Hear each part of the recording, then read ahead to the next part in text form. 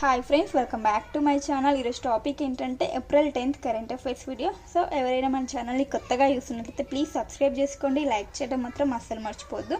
And ఈరోజు first topic చూస్తే కనుక 26 రఫేల్ యుద్ధ విమానాల కొనుగోలు కొరకు క్యాబినెట్ ఆమోదం తెలపడం జరిగిందనమాట. సో ఈ యుద్ధ విమానాలని ఏ దేశం నుంచి కొనుగోలు చేస్తుంది భారత్ అంటే ఫ్రాన్స్ నుండి కొనుగోలు చేస్తుంది. ఎంత మొత్తం వాల్యూ అంటే 64,000 కోట్ల రూపాయలతో ఈ యుద్ధ విమానాలను కొనుగోలు చేయడం జరుగుతుంది. సో ఎవరి కొరకు అంటే భారత నౌకాదళం కొరకు ఈ యుద్ధ విమానాలను కొనుగోలు చేయడం జరుగుతుంది, రఫేల్ యుద్ధ విమానాలు. సో మరి వీటి యొక్క స్పెషాలిటీ ఏమైనా ఉందా అంటే చిన్న రన్వే పైన కూడా ఇవి సులువుగా టేకాఫ్ కాగలవు అంట ఈ యుద్ధ విమానాలు. అండ్ ఇందులో ఏవియానిక్స్ అండ్ ఆయుధ ఫీచర్లను కలిగి ఉన్నాయంట ఈ రఫేల్ యుద్ధ విమానాలు. సో ఏ దేశం నుంచి కొనుగోలు చేస్తున్నారంటే ఫ్రాన్స్ అని గుర్తుంచుకోండి. నెక్స్ట్ కరెంట్ అఫైర్, 2025 ఇయర్కి భారత్ యొక్క జీడిపి వృద్ధి రేటు 5.9% ఉంటుంది అన్నట్టు అంచనా వేసిన ఒక సంస్థ. ఆ సంస్థ పేరు వచ్చేసి నొమూరా అనే సంస్థ అంచనా వేయడం జరిగింది. అండ్ 2026 నెక్స్ట్ ఇయర్కి ఎంత అంచనా వేసిందంటే 7% ఉంటుంది భారత్ యొక్క జీడిపి గ్రోత్ రేట్ అన్నట్టు అంచనా వేయడం జరిగింది. మరి ఇంకోటి ఏంటంటే అమెరికా యొక్క టారిఫ్ల వల్ల అంటే పన్నుల వల్ల టారిఫ్లు అనేవి ఎక్కువగా విధిస్తున్నారు కదా అమెరికా దేశం. సో వాటి వల్ల ఎలాంటి ప్రభావం భారత్కి ఉండదు అన్నట్టు కూడా ఈ సంస్థ చెప్పడం జరిగింది, నొమూరా అనే సంస్థ. నెక్స్ట్ తెలంగాణకు సంబంధించినది ఎస్సీ వర్గీకరణ బిల్లుకు గవర్నర్ ఆమోదం తెలపడం జరిగింది. ఈ ఎస్సీ వర్గీకరణ బిల్లుకు గవర్నర్ ఆమోదించారు. సో ఈ ఎస్సీ వర్గీకరణ బిల్లు ఏంటంటే ఎస్సీలో ఉపకులాలు ఉంటాయి కదా, వాటిని 3 కేటగిరీస్గా 3 గ్రూపులుగా విభజించి వాటికి ఈ 3 గ్రూపులకు కలిపి 15% రిజర్వేషన్ కల్పించాలి అనేది ఈ బిల్లు యొక్క ముఖ్య ఉద్దేశం అన్నమాట. సో ఈ బిల్లు కొరకు ఒక కమిషన్ అయితే నియమించడం జరిగింది, ఏకసభ్య కమిషన్. సో ఎవరి నేతృత్వంలో ఈ కమిషన్ ఏర్పాటు చేశారు అంటే జస్టిస్ షమీమ్ అఖ్తర్ నేతృత్వంలో ఏకసభ్య కమిషన్ని రూపొందించడం జరిగింది. సో ఈ కమిషన్ వచ్చేసి 2024 అక్టోబర్ 11న ఈ కమిషన్ ఏర్పాటు జరిగింది. ఈ కమిషన్ నివేదిక ఎప్పుడు ఇచ్చిందంటే February 3, 2025 నివేదికను ఇవ్వడం జరిగింది, గుర్తుంచుకోండి. గవర్నర్ కూడా ఆమోదం తెలపడం జరిగింది. నెక్స్ట్ కరెంట్ అఫైర్, రష్యా దేశం యొక్క విక్టరీ డే పరేడ్కి మన ప్రధాని మోదీ గారికి పంపించడం జరిగింది, ఆహ్వానించారు అనమాట ఆ దేశం యొక్క విక్టరీ డే పరేడ్కి. సో ఎవరు వెల్లడించారు అంటే రష్యా దేశం యొక్క విదేశాంగ మంత్రి అయినటువంటి ఆండ్రీ రుడెంకో వెల్ల ఈ విషయాన్ని ప్రకటించడం జరిగింది. సో ఏ రోజున ఈ విక్టరీ డే పరేడ్ అని జరుపుతారంటే May 9న ఈ విక్టరీ డే పరేడ్ని రష్యా జరుపుకుంటుందంట. సో రీసెంట్గా దీంతో 80 years కంప్లీట్ అయినాయంట ఈ విక్టరీ డే పరేడ్కి సంబంధించి. నెక్స్ట్ కరెంట్ అఫైర్, నైజీరియాలో మెదడువ్యాపు వ్యాధితో 151 మంది మృతి చెందడం జరిగిందంట. సో అండ్ దీనికి ఇంకో పేరు ఏంటంటే మెనింజైటిస్ అనే వ్యాధి అని కూడా అంటారు ఈ మెదడువ్యాపుకి. సో దీని యొక్క సింటమ్స్ చూస్తే కనుక ఇక్కడ అధిక జ్వరము, తలనొప్పి, వాంతులు, వికారం, గందరగోళం అండ్ మెడనొప్పి ఇలాంటి లక్షణాలన్నీ ఈ మెదడువ్యాపు వ్యాధి అనేది సంభవిస్తే ఇలాంటి లక్షణాలు అనేవి ఉంటాయంట. సో గుర్తుంచుకోండి. Next current affair, Navkar Mahamantra Divas. So ఈ దివస్ని ఎవరి యొక్క జన్మదినం సందర్భంగా జరుపుకుంటారంటే జైన మతం యొక్క 24వ తీర్థంకరుడు అయినటువంటి వర్ధమాన మహావీర్ యొక్క జయంతి సందర్భంగా ఈ నవకర్ మహామంత్ర దివస్ని జరుపుకుంటారు. ఏ రోజున అంటే April 10న, గుర్తుంచుకోండి.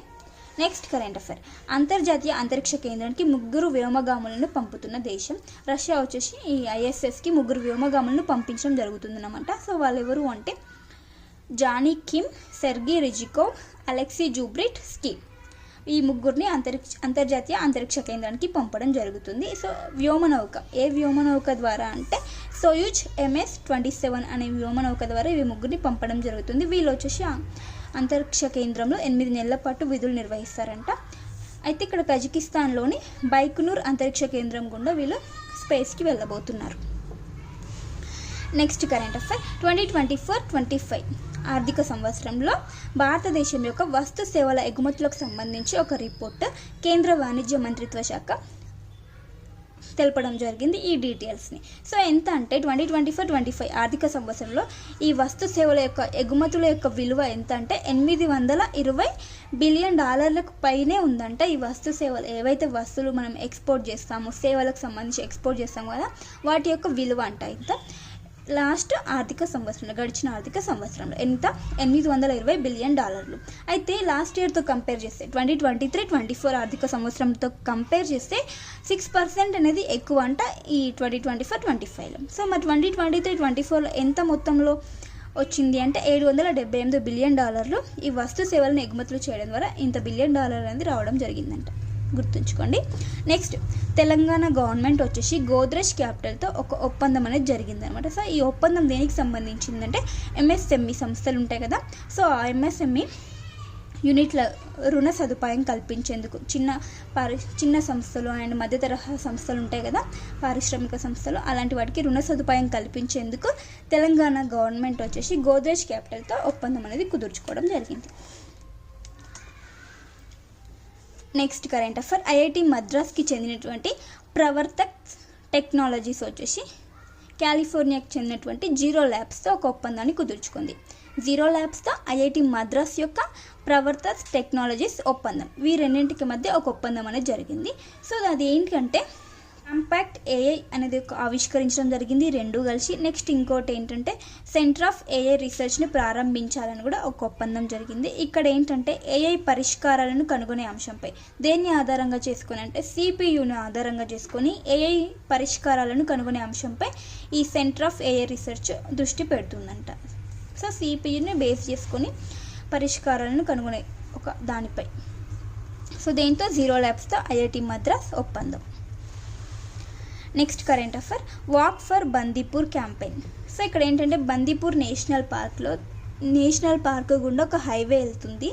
అదేంటంటే నేషనల్ హైవే 766 అనే హైవే అనేది ఈ బందీపూర్ నేషనల్ పార్క్ గుండా వెళ్తుంది. సో అక్కడ ఏంటంటే ఒక క్యాంపెయిన్ అనేది ఒక ఉద్యమం ప్రొటెస్ట్ లాగా చేస్తున్నారంట, వాక్ ఫర్ బందీపూర్. అదేంటంటే ఇంతకు ముందు వరకు నైట్ టైంలో అక్కడ ట్రాఫిక్ అనేది ఉండకుండా నిషేధించడం, అంటే నైట్ టైంలో ఎటువంటి వెహికల్స్ కూడా ఈ బందీపూర్ నేషనల్ పార్క్ గుండా వెళ్ళకుండా అంట. సో ఆ నిషేధాన్ని ఇప్పుడు ఎత్తివేశారంట, అంటే ఇప్పుడు ట్రాఫిక్ అనేది ఎక్కువైపోతుందంట ఈ నేషనల్ పార్క్ గుండా. సో దానికి సంబంధించి నైట్ టైం ఎలాంటి వెహికల్స్ కూడా రావద్దు అన్నట్టు ఒక క్యాంపెయిన్ అనేది అక్కడ చేస్తారు, వాక్ ఫర్ బందీపూర్ అనే క్యాంపెయిన్. సో ఇది బందీపూర్ నేషనల్ పార్క్ ఎక్కడ ఉంది అంటే కర్ణాటకలో ఉంది. బందీపూర్ నేషనల్ పార్క్ గుండా ఏ హైవే వెళ్తుందంటే నేషనల్ హైవే 766 హైవే ఈ బందీపూర్ నేషనల్ పార్క్ గుండా వెళ్తుంది. సో గుర్తుంచుకోండి, బందీపూర్ నేషనల్ పార్క్ ఎక్కడ ఉంది, కర్ణాటక స్టేట్లో ఉంది. నెక్స్ట్ తెలంగాణకు సంబంధించి తెలంగాణలో ఏప్రిల్ 10న యంగ్ ఇండియా పోలీస్ స్కూల్ అనేది ప్రారంభించడం జరిగింది హైదరాబాద్లో. సీఎం రేవంత్ రెడ్డి గారి చేతుల మీదుగా ఈ యంగ్ ఇండియా పోలీస్ స్కూల్ అనేది ప్రారంభించడం. సో ఇక్కడ ఏంటంటే పోలీస్ ఎవరైతే ఉంటారో వారి యొక్క విద్యార్థుల కోసం ఈ యంగ్ ఇండియా పోలీస్ స్కూల్ అనేది ప్రారంభించారు. అండ్ ఇంకా వేరే వాళ్ళు కూడా ఇందులో ఉంటారనమాట. సో కొంచెం సగం వాళ్ళు సగం వీళ్ళు అట్లా. నెక్స్ట్ రాష్ట్రపతి స్లోవేకియా పర్యటన. రాష్ట్రపతి గారు పోర్చుగల్ అండ్ స్లోవేకియా దేశాల పర్యటనలకు వెళ్ళారు కదా. సో పోర్చుగల్ తర్వాత స్లోవేకియా దేశానికి పర్యటనకు వెళ్ళే సందర్భంగా అక్కడ గేట్ ఆఫ్ ఫ్రీడమ్ మెమోరియల్ని సందర్శించడం జరిగిందంట. సో ఇది వచ్చేసి బ్రటిస్లావాలో ఉంది. బ్రటిస్లావాలో ఈ గేట్ ఆఫ్ ఫ్రీడమ్ మెమోరియల్ అనేది ఉంది. సో దాన్ని రాష్ట్రపతి ద్రౌపది ముర్ము గారు ఇటీవల సందర్శించడం జరిగింది. నెక్స్ట్ ప్రపంచంలోనే అత్యంత విలువైన రెండో విమానయాన సంస్థగా ఇండిగో నిలిచింది. ఇండిగో భారత్కి చెందినటువంటి ఇండిగో ఎయిర్లైన్స్ ప్రపంచంలోనే అత్యంత విలువైన రెండో విమానయాన సంస్థగా నిలిచింది IndiGo. Next current affair, Artemis ఒప్పందాలపై సంతకం చేసినటువంటి రీసెంట్గా సంతకం చేసిన దేశం ఏంటంటే బంగ్లాదేశ్ 54వ దేశంగా నిలిచింది. ఈ ఆర్టెమిస్ ఒప్పందాలు ఏవైతే ఉంటాయో వాటిపై సంతకం చేసిన 54వ దేశం ఏంటి, బంగ్లాదేశ్ అని గుర్తుంచుకోండి. సో ఇది వచ్చేసి ఆర్టెమిస్ ఒప్పందాలు సంబంధించి ఇది ఎప్పుడు స్థాపించారంటే 1967 ఇది స్థాపించడం జరిగింది. ఈ ఆర్టెమిస్ ఒప్పందాలను ఎప్పుడు ప్రారంభించారంటే 2020 ప్రారంభించారు. సో ఇందులో వచ్చేసి భారత్ ఎప్పుడు జాయిన్ అయిందంటే 2023లో జాయిన్ అయింది. ఎన్నవ దేశం అంటే ఈ ఒప్పందాలపై సంతకం చేసిన ఎన్నవ దేశం అంటే 27వ దేశం. ఏ ఇయర్లో జాయిన్ అయిందంటే 2023లో జాయిన్ అయిందనమాట ఈ ఒప్పందాలలో భారత్. సో ఇక్కడ ఏంటంటే అంతరిక్షాన్ని శాంతియుతంగా వాడాలనేది ఈ ఒప్పందాల యొక్క ముఖ్య ఉద్దేశం. అంటే అంతరిక్షాన్ని అందరూ శాంతియుతంగా వాడుకోవాలన్నది ఈ ఒప్పందాల యొక్క ముఖ్య ఉద్దేశం. నెక్స్ట్ వచ్చేసి 2025వ సంవత్సరానికి భారతదేశపు మొట్టమొదటి యూనికాన్గా బెంగళూరుకి చెందినటువంటి ఒక పేమెంట్స్ కంపెనీ జెస్ పే అనే కంపెనీ నిలిచింది. 2025వ సంవత్సరానికి భారతదేశపు మొట్టమొదటి యూనికాన్ ఏది జెస్ పే అనే కంపెనీ నిలిచింది. ఇది బెంగళూరు కేంద్రంగా పనిచేస్తుంది. పేమెంట్స్ కంపెనీ ఇది మొట్టమొదటి యూనికాన్గా నిలిచింది. ఏ సంవత్సరానికి అంటే 2025వ సంవత్సరానికి. సో ఇక్కడ యూనికాన్ అని ఎలా పిలుస్తారంటే ఏదైనా కంపెనీ ఉంటుంది కదా, దాని యొక్క వాల్యూ వచ్చేసి 1 బిలియన్కి పైగా ఉంటే టర్న్ ఓవర్ అంటే విలువ, కంపెనీ విలువ ఇంత ఉంటే దాన్ని యూనికార్న్ అని పిలుస్తారు. 100కి పైగా యూనికార్న్స్ మన ఇండియాలో ఉన్నాయి. ఫస్ట్ ప్లేస్లో యూనికార్న్స్ ఎక్కువగా కలిగిన దేశాలు ఏంటంటే ఫస్ట్ ప్లేస్లో అమెరికా ఉంది, సెకండ్ ప్లేస్లో వచ్చేసి చైనా ఉంది. Next current affair, national maritime award. ఈ నేషనల్ మ్యారిటైమ్కి సంబంధించిన 62వ దినోత్సవం సందర్భంగా ఈ నేషనల్ మ్యారిటైమ్ అవార్డు అనేది ప్రకటించడం జరిగింది. సో ఎవరికి ఈ అవార్డు అనేది ఇవ్వడం జరిగింది అంటే కెప్టెన్ రాజేష్ మాధవన్ ఉన్ని గారికి ఈ నేషనల్ మ్యారిటైమ్ అవార్డు అనేది ఇవ్వడం జరిగింది. సో ఎవరు ఇస్తారంటే డైరెక్టరేట్ జనరల్ ఆఫ్ షిప్పింగ్ వారు ఈ అవార్డుని ప్రకటిస్తారంట. నెక్స్ట్ ఏప్రిల్ 10th యొక్క స్పెషాలిటీ ఏంటి, world homeopathy day, April 10th 2025. So ఇది ఎవరి యొక్క జయంతి సందర్భంగా ఈ హోమియోపతి డేని జరుపుకుంటారంటే శామ్యూల్ హన్హేమన్ యొక్క జయంతి సందర్భంగా ఈ వరల్డ్ హోమియోపతి డేని జరుపుకుంటాము. సో మరి ఇప్పుడు 2025కి థీమ్ ఏంటంటే ఎడ్యుకేషన్, ప్రాక్టీస్ అండ్ రీసెర్చ్ వచ్చేసి ఈ వరల్డ్ హోమియోపతికి సంబంధించి 2025 ఇయర్కి థీమ్. నెక్స్ట్ కరెంట్ అఫైర్, ఒక ల్యాండ్ స్నేల్ నత్తని మహారాష్ట్రలోని కొంకణ్ తీరంలో కనుగొన్నారంట. సో దాని సైంటిఫిక్ నేమ్ ఏంటంటే థియోబాల్డియస్ కొంకనెన్సిస్ అంటే ఏంటి, ఒక నత్త ల్యాండ్ స్నేల్. దీన్ని ఇటీవల ఎక్కడ కనుగొన్నారంటే మహారాష్ట్రలోని కొంకణ్ తీరంలో కనుగొన్నారు. నెక్స్ట్ ఆర్బీఐ వచ్చేసి రిజర్వ్ బ్యాంక్ ఆఫ్ ఇండియా వచ్చేసి ఒక అధికారిక వాట్సాప్ ఛానల్ని ప్రారంభించింది. సో దేనిలో భాగంగా అంటే ఆర్బీఐ కహతా హై అనే ప్రచారంలో భాగంగా ఒక అధికారిక వాట్సాప్ ఛానల్ని ప్రారంభించింది. ఎందుకంటే ఆర్బీఐ యొక్క ఇన్ఫర్మేషన్ని షేర్ చేయడం కోసం ఈ ఛానల్ని అయితే ప్రారంభించడం జరిగింది. సో ఇక్కడ ఆర్బీఐ యొక్క స్థాపన ఎప్పుడంటే 1935 ఆర్బీఐని స్థాపించడం జరిగింది. ముంబై కేంద్రంగా ఇది పనిచేస్తుంది. మరి present reserve bank of India యొక్క గవర్నర్ ఎవరు విధులు నిర్వహిస్తున్నారంటే సంజయ్ మల్హోత్రా గారు ప్రజెంట్ గవర్నర్గా ఉన్నారు. Next current affair, United Nation economic and social commission for Asia and the పసిఫిక్కి సంబంధించి నివేదికను ఇవ్వడం జరిగిందనమాట. సో ఆ నివేదిక ఏంటంటే ఆసియా పసిఫిక్ ఆర్థిక సామాజిక సర్వే. ఒక నివేదికను ఐక్యరాజ్య సమితి యొక్క అనుబంధ సంస్థ, ప్రాంతీయ సమితి లాంటిది ఇవ్వడం జరిగింది. ఏ సంస్థ, UNESCAP అనే సంస్థ నివేదికను ఇవ్వడం జరిగింది. సో ఇక్కడ నివేదికలో ఏమున్నాయంటే పర్యావరణ విపత్తుల కారణంగా వచ్చేసి ఈ ఆసియా పసిఫిక్ ప్రాంతాలలో ఏటా 6% పైగా ఆర్థిక నష్టం అనేది సంభవిస్తుందంట, అంటే ప్రకృతి విపత్తుల కారణంగా ఈ ఆసియా పసిఫిక్ ప్రాంతాలలో. అండ్ ఇంకోటి ఏంటంటే 30 దేశాలు, ఈ పసిఫిక్ ప్రాంతాలు ఏవైతే ఉంటాయో వాటిలో 30 దేశాల్లో ఏటా సగటు జీడిపి నష్టం 4.8% ఉంటుంది. జీడిపి నష్టం ఎంత ఉందంటే ఆ 30 దేశాల జీడిపిలో 4.8% ఉందంట ఏటా సగటు. సో ఇక్కడ ఏంటంటే అత్యంత పర్యావరణ ప్రమాదానికి లోనయ్యే దేశాలను కూడా ఈ నివేదిక ప్రకటించడం జరిగింది. మొత్తం 30లో 11 దేశాలు అత్యంత ప్రభావానికి గురవుతున్నాయంట. లోనయ్యే పర్యావరణానికి అత్యంత ప్రభావానికి గురయ్యే కొన్ని దేశాలు అవేంటంటే Afghanistan, Cambodia, Iran, Kazakhstan, Laos, Mongolia, Myanmar, next Nepal, Tajikistan, Uzbekistan and Vietnam. ఇవి వచ్చేసి అత్యంత పర్యావరణ ప్రమాదానికి లోనయ్యే దేశాలుగా ఈ 11 దేశాలను ప్రకటించడం జరిగింది ఈ నివేదికలో. Next current affair, oil spills క్లీనప్స్కి సంబంధించి ఒక గ్రాఫిన్ టెక్నాలజీని ఏ ఐఐటి కనుగొంది అంటే ఐఐటి ఖరగ్పూర్ వచ్చేసి ఆయిల్ స్పిల్స్ క్లీనప్స్కి సంబంధించి ఒక టెక్నాలజీని కనుగొన్న ఐఐటి ఖరగ్పూర్. సో ఇక్కడ ఏంటంటే ఆయిల్ని వాటర్ని సపరేట్ చేసి ఒక టెక్నాలజీని కనుగొనడం జరిగిందంటే అదేంటంటే గ్రాఫిన్ టెక్ అనే టెక్నాలజీ, ఏది ఐఐటి ఖరగ్పూర్. నెక్స్ట్ వచ్చేసి యుబిక్ అనే ఒక మ్యాప్ని ఐఐటి అభివృద్ధి చేసిందంటే ఐఐటి మద్రాస్ దీన్ని అభివృద్ధి చేయడం జరిగింది. ఇది ఒక ఇండోర్ మ్యాపింగ్ సాంకేతికత అంటే ఎటువంటి కాంతి లేనప్పుడు ఎటువంటి వాతావరణ పరిస్థితుల్లోనైనా ఇది ఖచ్చితమైన మ్యాప్స్ అనేది ఇవ్వడం జరుగుతుందంట ఈ యుబిక్ మ్యాప్ అనేది. సో ఇక్కడ ఏంటంటే దీనికి GPS అవసరం ఉండదంట. అండ్ ఇంకోటి అంటే అత్యవసర ప్రమాదాలు ఉంటాయి కదా, సో సహాయక సిబ్బందికి ఈ మ్యాప్ అనేది చాలా యూజ్ఫుల్గా ఉంటుందంట. సో దీన్ని ఏ ఐఐటి రూపొందించిందంటే ఐఐటి మద్రాస్ యుబిక్ మ్యాప్ని.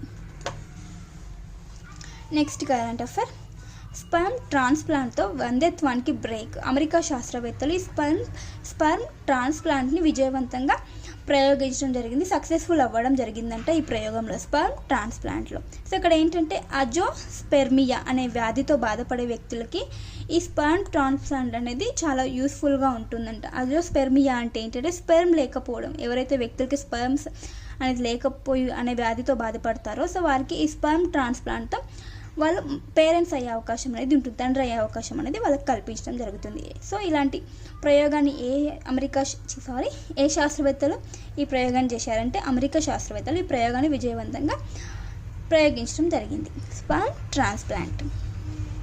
నెక్స్ట్ సూక్ష్మ సేద్యంలో ఏపీ వచ్చేసి టాప్ ప్లేస్లో ఉందంట. 2024-25 ఆర్థిక సంవత్సరంలో 1.17 లక్షల హెక్టార్ల సాగుతో సూక్ష్మ సేద్యం అంటే ఇన్ని హెక్టార్లలో సూక్ష్మ సేద్యంతో సాగు చేసి ఏపీ వచ్చేసి భారత్లోని టాప్ పొజిషన్లో ఉంది. తొలి స్థానంలో ఉన్న రాష్ట్రం ఏంటి ఏపీ.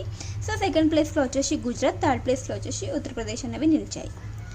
నెక్స్ట్ కరెంట్ అఫైర్, పాలన అనే ఒక స్కీమ్ని, ఇది వచ్చేసి మిషన్ శక్తిలో భాగంగా రీసెంట్గా పోషణ్ పక్వాడా జరిగింది కదా. సో దాని యొక్క కార్యక్రమం వచ్చేసి ఏప్రిల్ 8 నుంచి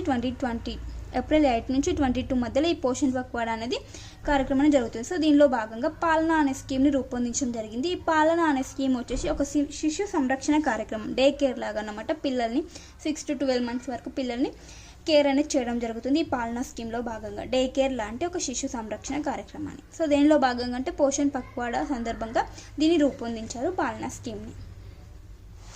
నెక్స్ట్ కరెంట్ అఫైర్, 2028 ఒలింపిక్స్లో T20 క్రికెట్ని ప్రవేశపెట్టడానికి అనుమతి ఇవ్వడం జరిగిందంట. 2028 ఒలింపిక్స్, ఈ ఒలింపిక్స్ వచ్చేసి యూఎస్ఏలోని లాస్ ఏంజలస్లో జరగబోతున్నాయి 2028 ఒలింపిక్స్. సో దీనిలో వచ్చేసి T20 క్రికెట్ని కూడా ఆడడానికి అనుమతి అనేది ఇవ్వడం జరిగింది. సో టోటల్గా ఇక్కడ చూస్తే కనుక 128 సంవత్సరాల తర్వాత మళ్ళీ క్రికెట్ని ఇందులో ఒలింపిక్స్లో చేర్చడం జరిగిందంటే. సో ఎప్పుడు లాస్ట్ టైం ఎప్పుడు ఆడారంటే చివరిసారిగా ఒలింపిక్స్లో క్రికెట్ని ఎప్పుడుగా ఆడారు చివరిసారిగా అంటే 1900 సంవత్సరంలో ప్యారిస్లో జరిగినటువంటి ఒలింపిక్స్లో చివరిసారిగా ఈ క్రికెట్ అనేది ఆడడం జరిగిందంట. సో గుర్తుంచుకోండి 2028లో ఒలింపిక్స్లో T20 క్రికెట్ కూడా ఉండబోతుంది. సో ఇవ్వండి ఫ్రెండ్స్ ఈరోజు ఇంపార్టెంట్ కరెంట్ అఫైర్స్. వీడియో నచ్చితే ప్లీజ్ లైక్ చేయండి, షేర్ చేయండి, అలాగే సబ్స్క్రైబ్ చేసుకోవడం మాత్రం అసలు మర్చిపోదు. Thank you for watching. Bye by.